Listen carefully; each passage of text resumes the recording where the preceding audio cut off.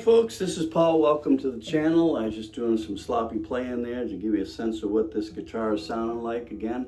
I've done a couple of videos on this guitar. This is an Epiphone inspired by Gibson J-45. I got this earlier this year as a birthday gift to myself, and I had seen some good reviews on this guitar.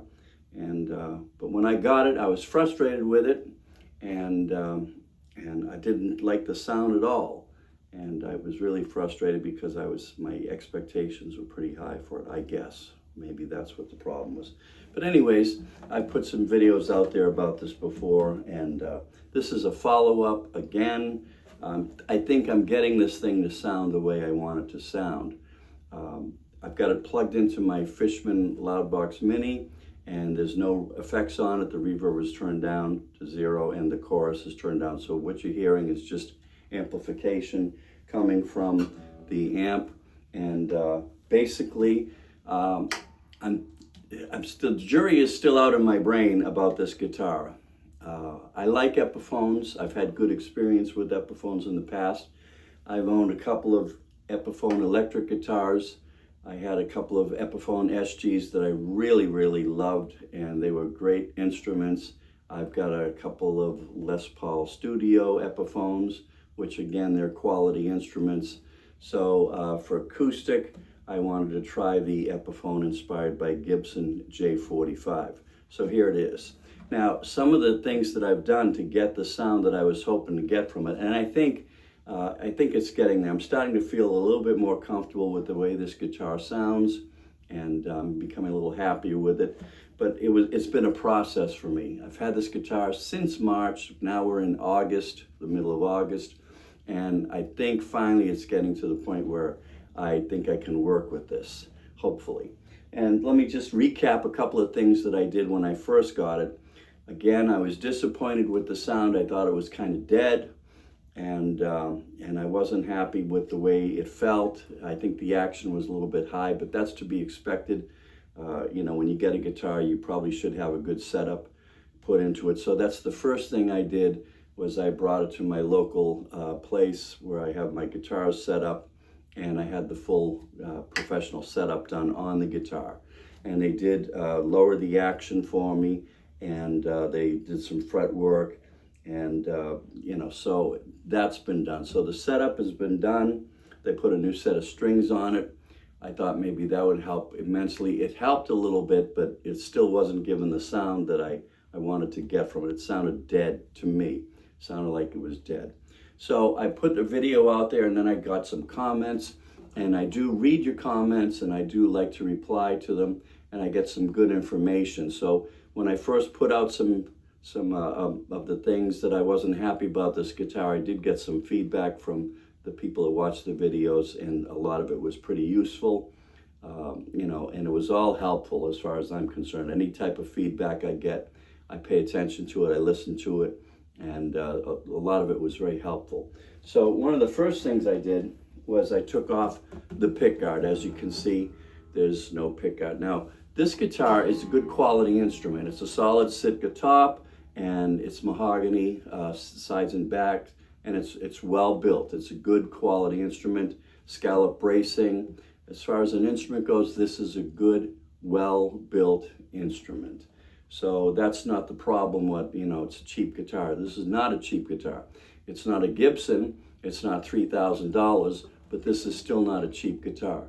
And it shouldn't be thought of as such, being a cheap guitar, even though it says Epiphone. So anyways, one of the things I did first was I took off this pickguard. This pickguard, to me, was very, very thick, and it's thick. And one of the suggestions I got was maybe the pickguard is deadening some of the sound.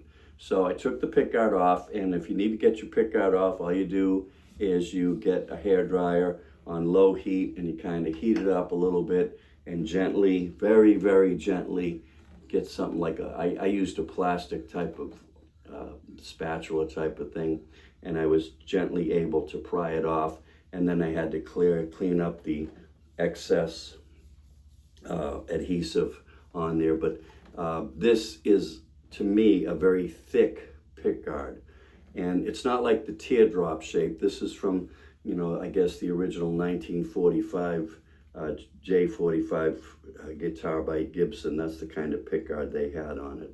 So I took that off, and that did open it up a little bit, so it sounded a little bit more open, but still I wasn't happy with it.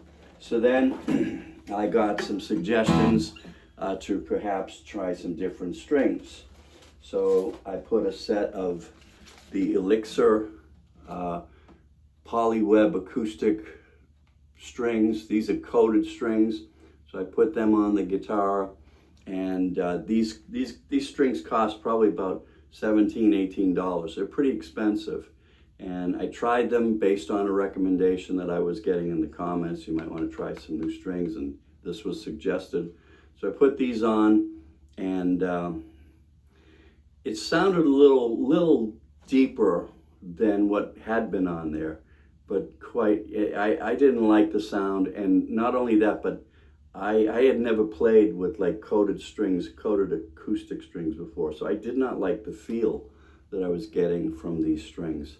So I took these off just the other day, and on another suggestion comment from a previous video, somebody suggested I try the Diodario EJ series, so I put those on.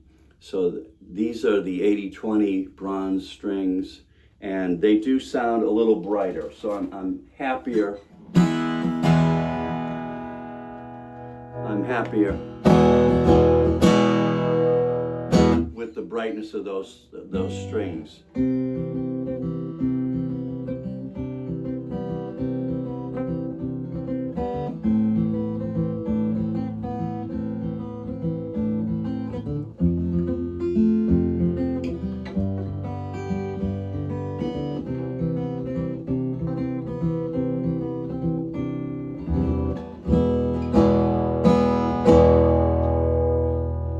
And it's got a brighter sound. I like the sustain.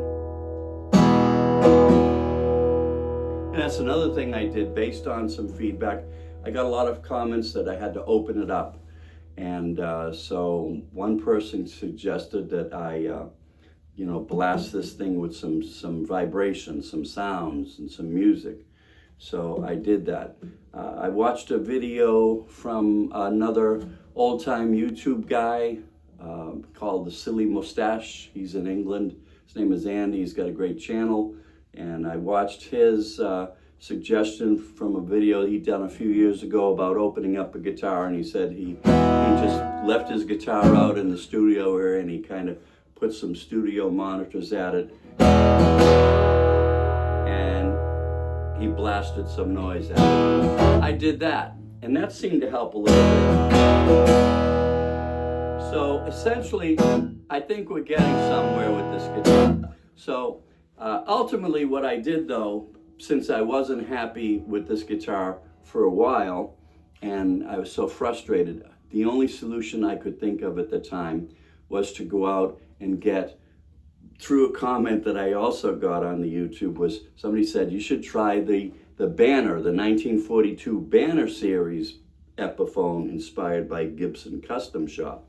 So I went out, and that was a little bit more pricey than this one. This guitar, where you can get a J-45 inspired by Gibson, Guitar Center was like $749 without a case, and the J-42 the Banner series was $12.99 with a very nice case. So I ended up getting that. Also, the other thing I noticed, I went on the Epiphone Gibson website, and it says this guitar, the inspired by Gibson J-45, is no longer available. And the same thing is true for the 1942 Banner series J-45. So I don't know if Epiphone/Gibson has decided to discontinue these models. But anyways, it's a nice guitar, and it's starting to grow on me. So when I play a gig, a duo, I'm with a duo with another guy, and when we go out and play, this is my backup guitar. And sometimes I tune this down a half a step to E flat, so I can play a handful of songs in that range from my vocals. So that's what I've been using this one for. But my main axe right now is the Banner series. But this guitar is coming along, and I just wanted to give everybody that update. So again, I enjoy reading your comments. I like to hear what you have to say, and I'm always learning. And that's the best thing about following other guitar players on YouTube, is you can always learn something. And somebody mentioned the other day, you know, YouTube for guitarists is an encyclopedia. You get all kinds of knowledge base from a lot of different people.